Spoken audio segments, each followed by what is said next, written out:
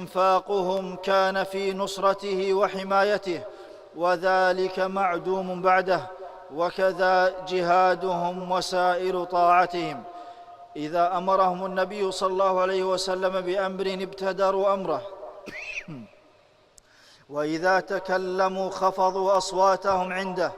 قال عمرو بن العاص رضي الله عنه: لو سئلت أن أصفه لكم ما أطقت، لأني لم أكن أملأ عيني منه إجلالا له.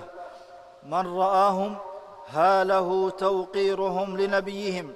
قال عروة بن مسعود: وفدت على الملوك ووفدت على قيصر وكسرى والنجاشي، والله ما رأيت ملكا قد يعظمه أصحاب مثل ما يعظم أصحاب محمد محمدا. رواه البخاري. وبينهم تواضع وإيثار ومحبة وشفقة، وصفهم الله تعالى بقوله: رحماء بينهم. قال الحسن البصري رحمه الله: رأيت عثمان نائما في المسجد في ملحفة ليس حوله أحد وهو أمير المؤمنين. وقال مجاهد رحمه الله: صحبت ابن عمر رضي الله عنهما في السفر فكان يخدمني. قال ابن كثير رحمه الله: كل من نظر إليهم أعجبوه في صمتهم وحديثهم.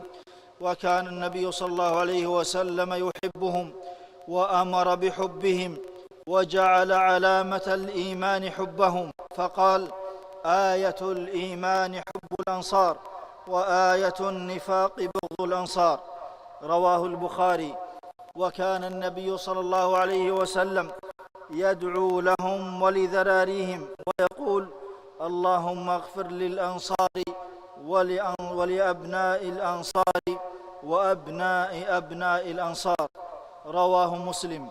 ونهى صلى الله عليه وسلم عن سبهم فقال: لا تسبوا أصحابي. متفق عليه.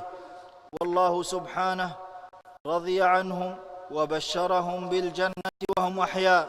قال عز وجل: والسابقون الأولون من المهاجرين والأنصار والذين اتبعوهم بإحسان رضي الله عنهم ورضوا عنه، وأعد لهم جنات تجري تحتها الأنهار خالدين فيها أبدا، ذلك الفوز العظيم.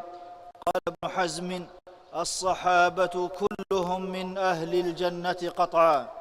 وبعد أيها المسلمون، أولئك ركب عظيم وجيل فريد قال عنهم شيخ الإسلام رحمه الله: لا كان ولا يكون مثلهم.